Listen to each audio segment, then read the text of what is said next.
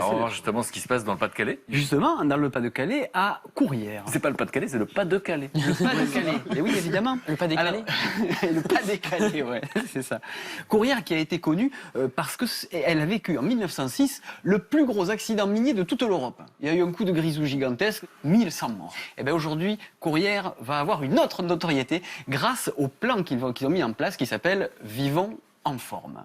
Alors ce plan il est méconnu et je trouve que c'est un petit peu dommage parce que c'est une association en fait qui peut aider des communes justement à prévenir l'obésité, à faire de l'éducatif aussi bien sur l'alimentation mais surtout sur le fait de se bouger, de lutter contre la sédentarité. On sait, j'avais entendu cette anecdote aux États-Unis, il y avait eu un pic d'obésité à la fin des années 70 quand on avait inventé la télécommande. C'est-à-dire qu'on ne se levait plus pour changer la chaîne de la télé, rien que ça avait fait augmenter l'obésité. Et alors, cette région qu'on appelle maintenant les Hauts-de-France, à l'époque où il y avait eu une étude, eh bien c'était la région de France où il y avait le plus de cas d'obésité, justement.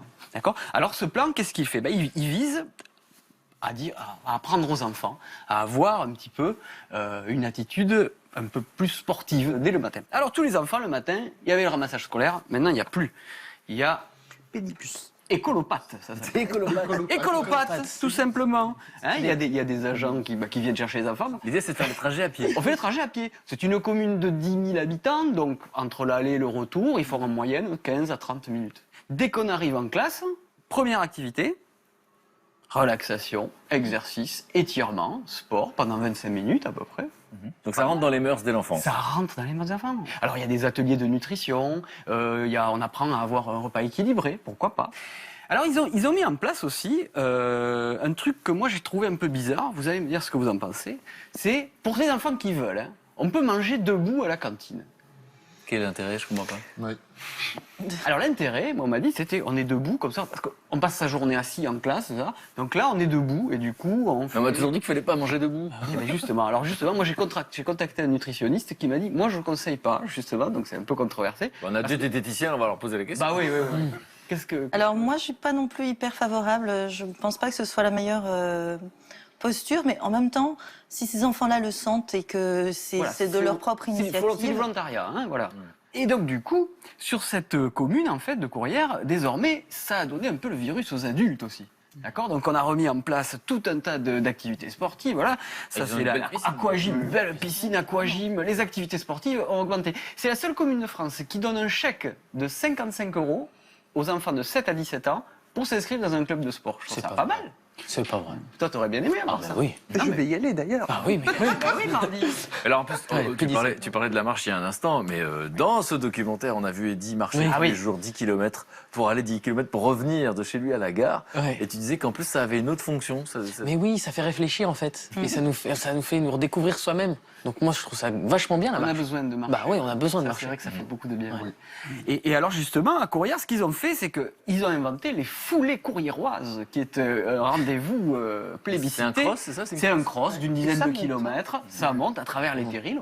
Donc voilà. Donc ce programme, il s'appelle Vivons en forme. En fait, aujourd'hui, il y a 250 villes en France, communes, qui ont ce programme. Et vous pouvez vraiment les contacter. Si vous avez envie que ça soit dans votre commune, vous pouvez bien sûr en parler à votre maire, à parler aux agents municipaux. Pour adopter ce système, parce qu'en fait, il s'agit de fiches pédagogiques, de comment installer en fait dans une commune tout un système comme ça qui peut aider les enfants et prévenir. Alors, je me retourne vers mes invités qui connaissent bien la question. Donc, on a vu que dans vos cas particuliers, c'était à chaque fois, il n'y avait pas de nom ni de mots. Évidemment, c'était un sujet quasiment tabou. Il y avait du déni. Le fait que ce soit un sujet dont on parle en classe, est-ce que ça aide, à votre avis, comme ça, spontanément ? C'est-à-dire, au fond, si on arrive à se transposer, on imagine que c'est existé avant. Est-ce que vous sentez qu'il y aurait eu peut-être une prise de conscience différente, une attitude différente, ou est-ce que finalement, ce sont des drames ou des détresses plus individuelles ? Moi, je dirais plus que c'est une détresse plus individuelle. Parce que finalement, l'obésité, c'est une réponse qu'on a eue pour se protéger. Il y en a qui vont tomber dans l'alcoolisme, il y en a qui vont tomber dans la drogue. L'obésité, c'était notre réponse à nous. Donc, je ne suis pas certaine, en tout cas pour mon cas, que si à l'école, on en parlait avant, qu'il y avait une espèce de prévention, je ne suis pas sûre que ça m'aurait parlé. Moi, je crois que ces programmes Ce ne sont pas des programmes de lutte contre l'obésité, ce sont des programmes pour Prévention. éduquer, prévenir une population générale à comment mieux vivre dans une société qui, est vrai, se sédentarise, où on peut avoir de plus en plus de difficultés à faire de l'activité physique. Donc, c'est tout au Aller à bénéfice. l'école à pied, par exemple, il n'y a Voilà, pas de débat. il n'y a pas de débat. Je voudrais rajouter quelque chose, c'est que finalement, ils vont pas jusqu'au bout des choses. Je pense qu'on a vu dans nos histoires, on a tous été marqués par quelqu'un qui nous a traités de gros, etc. Et ben, je pense qu'avant d'aller faire de l'exercice, parce que je pense que si on demandait aux enfants de 6 ans comment faut faire pour bien vivre, ils savent tous qu'il faut faire du sport. Et on nous le dit, mangez, bougez, mangez pas trop gras, tout ça, les machin. Mais peut-être que petit, on pourrait apprendre à vivre ensemble. Pas stigmatisé. Ne pas stigmatiser et que la différence n'est pas quelque chose qui est forcément pointé du doigt. Je pense qu'il faudrait commencer par là, par l'acceptation de Bon, l'un chacun. n'empêche pas l'autre. en même temps. Mais ça, ils le font dans le d'accord. cadre du vivant informe, ils le font aussi. Pierre, dans ce que vous avez appris, vous, plus tard, qu'est-ce que vous auriez pu apprendre très jeune, finalement? À être respecté par les autres.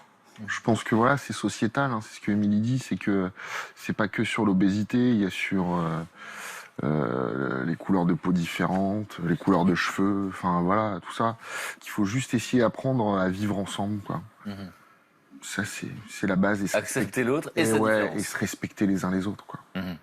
Vraiment. Laurence, un mot sur ces programmes de prévention. Et effectivement, ça ne peut pas prendre tout en compte, et notamment les cas particuliers, mais cette sensibilisation à l'exercice, à l'alimentation, qui a une conséquence sur notre vie. Ben, je trouve que Marie a super résumé ce que je pourrais dire, mais j'aime bien ce sur quoi ça rebondit, c'est-à-dire ce respect de la diversité corporelle, quelle qu'elle soit, cheveux, taille, etc. Et cette absolue nécessité de rappeler, enfin c'est pas de rappeler, c'est même plus que sensibiliser. Moi je suis effrayée, tu disais tout à l'heure Marie que on voit enfin des images de gens gros, mais aller sur les réseaux sociaux, voir comment réagissent et surréagissent les internautes sur des démonstrations de corps trop gros ou atypiques, anormaux, c'est absolument effrayant. Et je crois qu'on est loin, on peut faire longtemps encore de la prévention et de la sensibilisation pour réussir à obtenir ce vrai respect, un peu comme on parlait de la vraie acceptation tout à l'heure, ce vrai respect, c'est-à-dire cette personne-là ne me dérange pas pour ce qu'elle est. Donc là, il y a une forme de conditionnement, on va le dire, dans les mentalités, et donc il vient sans doute de l'image qu'on nous donne du corps.